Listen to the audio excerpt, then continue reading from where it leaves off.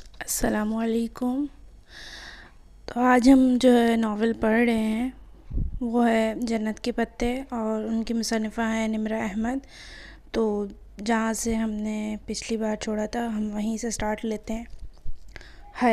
حیا کدھر ہو؟ اولابی میں عفیظہ آئینے کے سامنے کھڑی ماتھے پر ٹیکا درست کر رہی تھی جب فاطمہ بیگم اسے پکارتی آئیں۔ ہر طرف گہما گہمی تھی، ایک ناقابل فہم شور سا مچا تھا۔ مہندی کا فنکشن شروع ہو چکا تھا، سب باہر جانے کی جلدی مچائے ادھر ادھر بھاگ رہے تھے اور وہ ابھی تک وہیں کھڑی تھی۔ کیا ہوا اماں؟ وہ ٹیکے کے ساتھ الجھی ہوئی تھی جو ماتھے پر سیٹ ہو کر نہیں دے رہا تھا۔ سونے کا گول سکے کی شکل کا ٹیکا جس کے نیچے ایک سرخ روبی لٹک رہا تھا، بار بار ادھر ادھر جھول جاتا۔ ٹیکے کو ٹھیک کرتے ہوئے مسلسل اس کی چوڑیاں کھنک رہی تھیں۔ جلدی آؤ، تمہارے ابا بلا رہے ہیں، کسی سے ملوانا ہے تمہیں۔ ان کی آواز میں خوشی کی رمق تھی۔ وہ چونک کر ان کو دیکھنے لگی۔ نفیس سی سلک کی ساڑی اور ڈائمنڈز پہنے وہ خاصی باوقار اور خوش لگ رہی تھیں۔ اس کی انگلیوں نے ٹیکا چھوڑ دیا، دل زور سے دھڑکا۔ کیا پھپھو آ گئیں؟ ان کا مغرور بیٹا بھی؟ کدھر ہیں ابا؟ وہ دھک دھک کرتے دل کے ساتھ ان کے پیچھے باہر نکلی۔ گیٹ کے قریب سلیمان کھڑے دکھائی دے رہے تھے۔ ان کے ساتھ ایک خوبرو سا لڑکا کھڑا تھا جس کے شانے پر ہاتھ رکھے وہ بات کر رہے تھے۔ سامنے خاصے باوقار سے سوٹ میں ملبوس ایک صاحب اور ایک ڈیسنٹ سی خاتون تھیں۔ وہ دونوں پہلوؤں سے لہنگا سنبھالتی ان کے قریب آئی۔ یہ حیا ہے میری بیٹی۔ سلیمان صاحب نے مسکرا کر اسے شانوں سے تھاما۔ السلام علیکم۔ اس نے سر کو آنچ دیتے مدھم آواز میں سلام کیا۔ وعلیکم السلام بیٹا۔ وہ تینوں دلچسپی سے اسے دیکھنے لگے۔ اس نے ڈل گولڈن کلر کا لہنگا پہنا تھا، کامدار بلاؤز کی آدھی سی بھی چھوٹی آستین، اور ان سے نکلتے اس کے دودھیا بازو سنہرے موتیوں کی شعاعوں میں سنہرے دکھ رہے تھے۔ بھاری کامدار دوپٹہ اس نے گردن میں ڈال رکھا تھا۔ بال ہمیشہ کی طرح کھلے کمر پر گرے تھے۔ ٹیکے کے ساتھ کے سنہرے جھمکے کانوں سے لٹک رہے تھے اور ملائی سا بنا چہرہ ہلکے سے میک اپ سے دلکش لگ رہا تھا۔ اس نے کاجل سے لبریز پلکیں اٹھائیں۔ وہ تینوں اسے ستائش سے دیکھ رہے تھے۔ اور حیا، یہ میرے دوست ہیں عمیر لغاری، اور یہ مہناز بھابھی ہیں، اور یہ ان کے صاحبزادے ہیں ولید۔ اس کے دل پر بوجھ سا آ گرا، آنکھوں میں بے اختیار نمکین پانی بھر آیا جسے اس نے اندر اتار لیا۔ Nice to meet you. وہ مہمان آنے لگے ہیں، میں پھول کی پتیاں ادھر رکھ آئی تھی، سب مجھے ڈھونڈ رہے ہوں گے تو میں… ہاں ہاں، تم جاؤ، انجوائے کرو۔ سلیمان صاحب نے آہستگی سے اس کے شانوں سے ہاتھ اٹھا لیے۔ وہ معذرت خواہ مسکراتی ہوئی گیٹ کی جانب بڑھ گئی۔ باہر آ کر اس نے بے اختیار آنکھوں کے بھیگے گوشے صاف کیے اور ایک نظر ان کو پلٹ کر دیکھا، پھر سر جھٹک کر آگے بڑھ گئی۔ ان کے گھر کے ساتھ خالی پلاٹ میں شامیانے لگا کر مہندی کا فنکشن ارینج کیا گیا تھا۔ مہندیاں دونوں گھروں کی الگ الگ تھیں۔ گیندے کے پھول اور موتیوں کی لڑیوں سے ہر کونا سجا تھا۔ تقریب سیگریگیٹ تھی، مرد الگ عورتیں الگ۔ ہاں، عورتوں کی طرف خاندان کے مردوں کا آنا جانا لگا تھا۔ مریم بھی سلور کامدار لہنگے میں ادھر ادھر گھوم رہی تھی۔ وہاں ڈی جے، مووی والے اور ریفریشمنٹ سرو کرتے باہر کے مرد تھے۔ مگر آج تو شادی کا ایک فنکشن تھا، پھر سر ڈھکنے کی پابندی کیسی ہوتی؟ شادیوں پر تو خیر ہوتی ہے نا۔ حیا، ڈانس شروع کریں؟ ارم اپنا لہنگا سنبھالتی ہوئی اس کے پاس آئی۔ ہاں ٹھیک ہے، تم گانا لگواؤ۔ اور یہ کون ہے؟ سامنے والی کرسیوں کی قطار کے ساتھ کھڑی ایک لڑکی کرسی پہ بیٹھی خاتون سے جھک کر مل رہی تھی۔ اس نے سیاہ عبایا اور اوپر سٹول لے رکھی تھی۔ عجیب بات تھی کہ اس لڑکی نے انگلیوں سے نقاب تھام رکھا تھا۔ کون؟ ارم نے پلٹ کر دیکھا، پھر گہری سانس لے کر مڑی۔ یہ ایلین ہے۔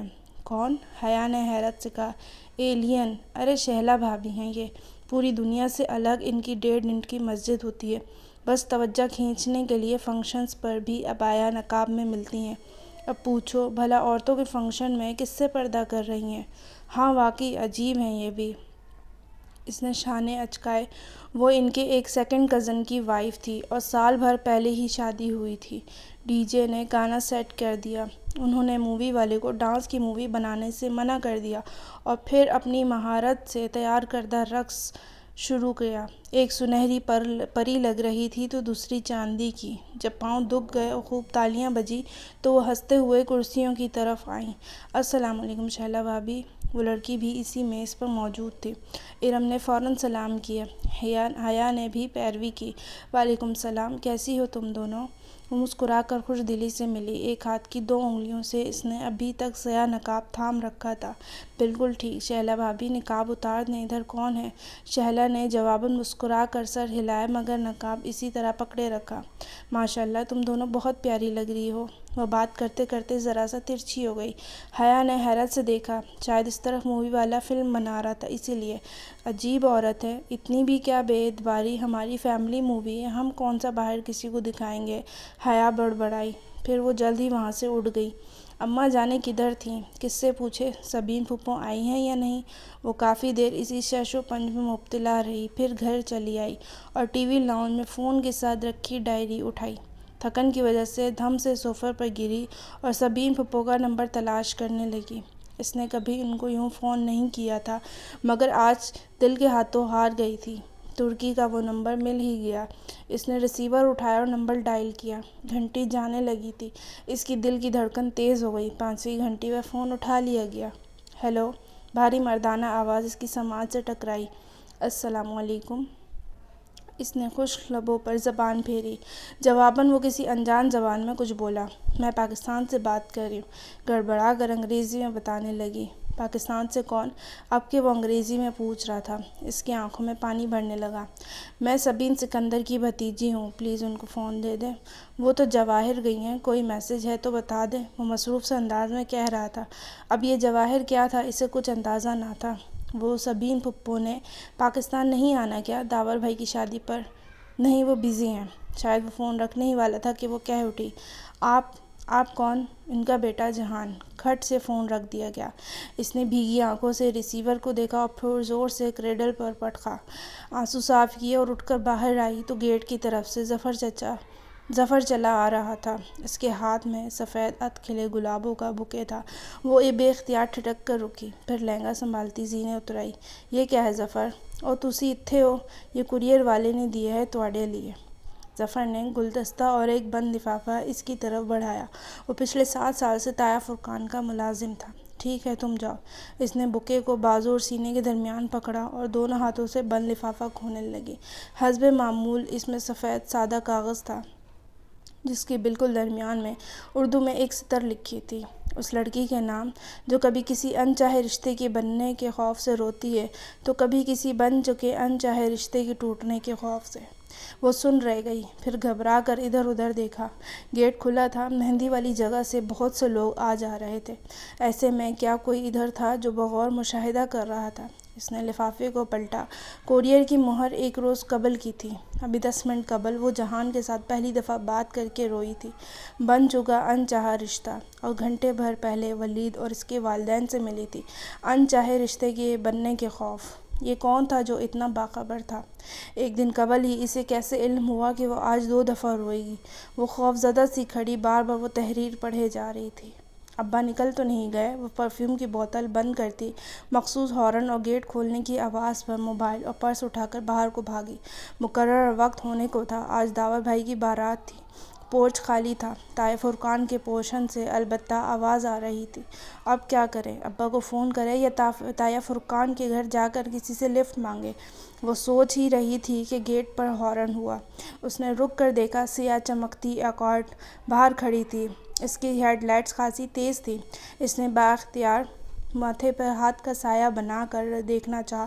وہ ولید لغاری تھا۔ ساتھ فرنٹ سیٹ پر اس کے والد تھے اور پیچھے والدہ۔ السلام علیکم حیا۔ وہ دروازہ کھول کر باہر نکلا۔ وہ دھیمی ہوتی ہیڈ لائٹس میں ان کے سامنے کھڑی تھی۔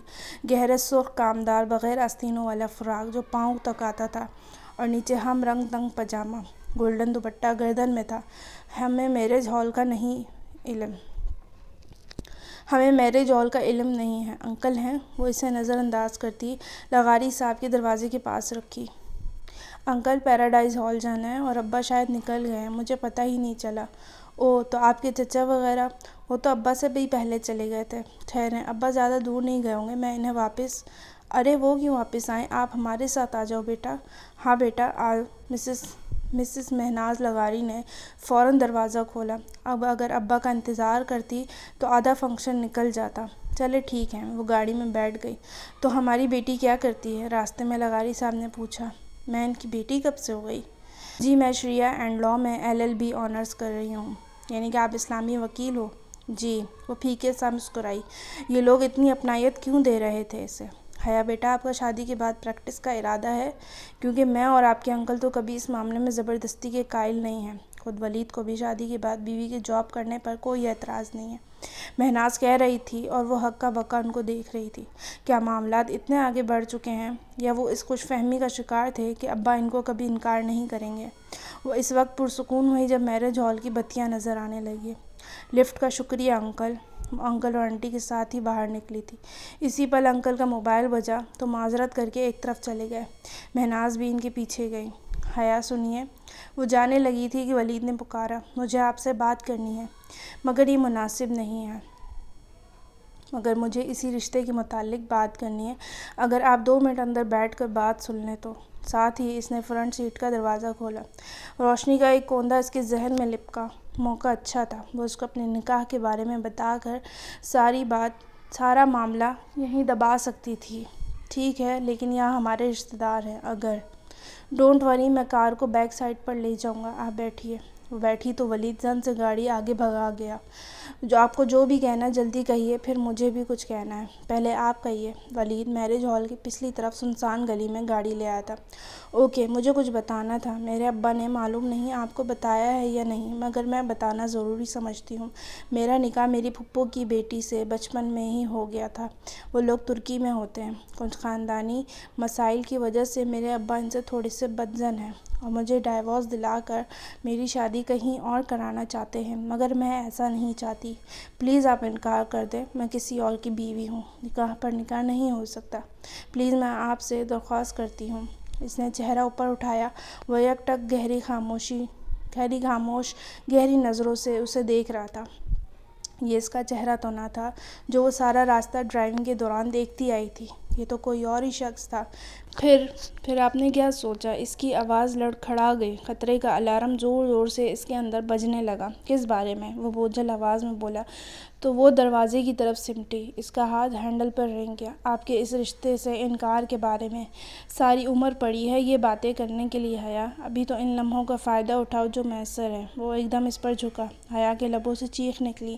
ولید نے دونوں ہاتھ اس کی گردن پر رکھنے چاہے، مگر اس نے زور سے ہینڈل گھما کر دروازہ کھولا اور دوسرے ہاتھ سے ولید کو دھکا دے کر باہر نکلی۔ اس کا دوپٹہ ولید کے ہاتھ میں آ گیا تھا۔ وہ بنا پیچھے مڑ کر دیکھے بھاگی جا رہی تھی۔ گلیاں سنسان تھیں، جانے وہ کہاں لے آیا تھا۔ آج اتوار تھا اور دکانوں کے شٹر گرے ہوئے تھے۔ وہ بھاگتے ہوئے گلی کے دوسرے سرے پر پہنچی، مگر یہ کیا، گلی آگے سے بند تھی، ڈیڈ اینڈ۔ کیوں بھاگتی ہو؟ مسرور سے انداز میں پیچھے سے کسی نے کہا تو وہ گھبرا کر پلٹی۔ ولید سامنے سے قدم قدم چلتا آ رہا تھا۔ اس کے لبوں پر فاتحانہ مسکراہٹ تھی۔ منڈی ڈھال سی دیوار سے لگ گئی۔ اس کا دوپٹہ تو وہیں رہ گیا تھا۔ اب بغیر آستینوں کے چھلکتے بازو اور گلے کا گہرا کاٹ، اس نے بے اختیار سینے پر بازو لپیٹے۔ مجھے جانے دو۔ اس کی آواز گھبرا گئی۔ کیسے جانے دوں؟ پھر تم نے ہاتھ تھوڑے ہی آنا ہے۔ وہ چلتے چلتے اس سے چند قدم کے فاصلے پر آ کر کھڑا ہو گیا۔ پلیز، میں ایسی لڑکی نہیں ہوں۔ تو کیسی لڑکی ہو؟ مجھ سے لفٹ لے لی، مگر شادی سے انکار ہے۔ تبھی گاڑی میں اتنی بے رخی دکھا رہی تھی۔ وہ اس کے بالکل سامنے رکا۔ پلیز، اس میں اتنی ہمت نہیں تھی کہ ولید کو دھکا دیتی۔ شش، وہ مسکراتے ہوئے آگے بڑھا۔ حیا نے سختی سے آنکھیں مینچ لیں۔ تبھی اس نے زور سے کسی ضرب لگنے کی آواز سنی اور پھر ولید کی کراہ۔ اس نے دھیرے سے آنکھیں کھولیں۔ ولید چکرا کر نیچے گر رہا تھا اور اس کے پیچھے کوئی کھڑا نظر آ رہا تھا۔ شوخ نارنجی شلوار قمیص میں ملبوس، میک اپ سے اٹا چہرہ لیے، وہی اس روز والا خواجہ سرا ڈولی۔ اس کے ہاتھ میں ایک فرائنگ پین تھا جو اس نے شاید ولید کے سر پر مارا تھا۔ وہ ساکت کھڑی اس کو دیکھ رہی تھی۔ وہ 2 قدم آگے بڑھا اور عین حیا کے سامنے رکا۔ اس کی آنکھوں میں ایسی کاٹ تھی کہ وہ سانس روکے اسے دیکھی گئی۔ تب اس نے ہاتھ بڑھایا اور حیا کو گردن کے پیچھے سے دبوچا، لیکن اس کے منہ سے کراہ تک نہ نکلی۔ اس کی گردن کو یوں ہی پیچھے سے دبوچے ڈالی نے ایک جھٹکے سے اسے آگے دھکیلا۔ گلی کے آغاز تک جہاں سے وہ آئی تھی وہ اسے لے گیا، پھر مخالف سمت موڑ گیا۔ سامنے ہی میرج ہال کا پچھلا حصہ تھا۔ وہ اسے گیٹ تک لے آیا اور ایک جھٹکے سے اسے چھوڑا۔ اس نے ڈبڈبائی آنکھوں سے ڈالی کو دیکھا۔ وہ ابھی تک لب بھینچے، تلخ کاٹ دار آنکھوں سے اسے دیکھ رہا تھا۔ دفعتاً ڈالی نے اپنی گردن سے لپٹا نارنجی دوپٹہ کھینچا اور اس پہ اچھالا۔ دوپٹہ اس کے سر پر آن ٹھہرا تو ڈالی چپتی ہوئی بے نظروں سے اسے دیکھتا ہوا بولا، بے حیا۔ پھر وہ پلٹ گیا۔ نارنجی دوپٹہ اس کے کندھوں سے پھسل کر قدموں میں آ گرا تو وہ چونکی، پھر جھک کر دوپٹہ اٹھایا۔ اس نے اچھے طریقے سے خود کو اس میں لپیٹا تاکہ پہچانی نہ جائے اور پچھلی گیٹ کی طرف بڑھ گئی۔ ہال میں جانے کے بجائے وہ باتھ روم کی طرف آئی اور اپنا حلیہ درست کیا۔ اندر فنکشن عروج پر تھا۔ وہ ایسی حالت میں نہ تھی کہ وہ 2 قدم بھی چل پاتی، سو بے دم سی آخری نشست پر گری ہوئی تھی۔ بے حیا، بے حیا، بے حیا۔ ڈالی کے لفظ ہتھوڑی کی طرح اس کے دماغ پر برس رہے تھے۔ وہ بے حیا تو نہیں تھی، وہ تو کبھی کسی لڑکے کی گاڑی میں نہیں بیٹھی تھی، اس سے تو یہ غلطی پہلی بار ہوئی تھی۔ پھر سوچ سوچ کر دماغ پھٹا جا رہا تھا۔ وہ آدھے فنکشن کے بعد ہی طبیعت خرابی کا بہانہ کر کے چلی آئی۔ یہ داور اور سونیا کی شادی کے چند دن بعد کا ذکر ہے۔ صبح سے سردی بہت بڑھ گئی تھی۔ دسمبر ختم ہونے کو تھا اور پھر ہوا ٹھٹھر دینے والی بن چکی تھی۔ ایسے میں وہ کیمپس میں اسکالرشپ کو آرڈینیٹر کے آفس کے باہر دروازے پر لگی لسٹ کو دیکھ رہی تھی۔ آرسمس مینڈس ایکسچینج پروگرام کے تحت اسٹوڈنٹس میں سے صرف 2 لڑکیاں سمبھانجی یونیورسٹی جا رہی تھیں، حیا سلیمان اور ختیجہ رانا۔ یہ ختیجہ رانا کون ہے بھلا؟ وہ سوچتے ہوئے اپنے یہ خط آپس میں رگڑ رہی تھی۔ سردی سے اس کی ناک سرخ پڑ رہی تھی۔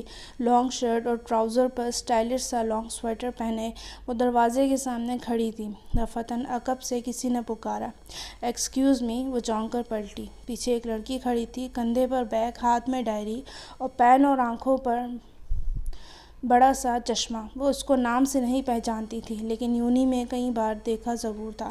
وہ لڑکی اسے خواہ ہی بری لگی تھی۔ حیا سلیمان کون ہے بھلا؟ چشمے کے پیچھے سے آنکھیں سکیڑے سوچتی ہوئی کہہ رہی تھی۔ حیا نے ایک طنزیہ نگاہ میں اس کا سر سے پاؤں تک جائزہ لیا، پھر ذرا رکھ انداز میں بولی، میں ہوں۔